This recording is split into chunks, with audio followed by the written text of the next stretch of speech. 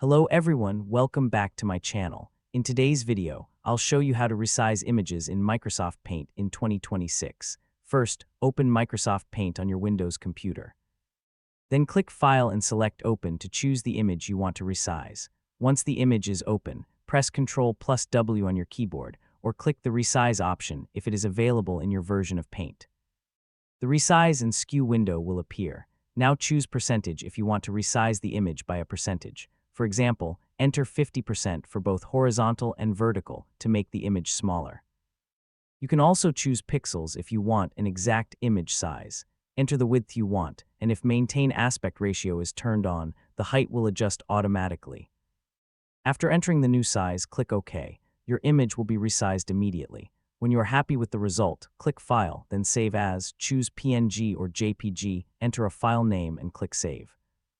That's it, now you know how to resize images in Microsoft Paint in 2026. If this video helped you, please like this video, subscribe to the channel, and turn on the notification bell for more helpful Windows tutorials. Thanks for watching, and I'll see you in the next one.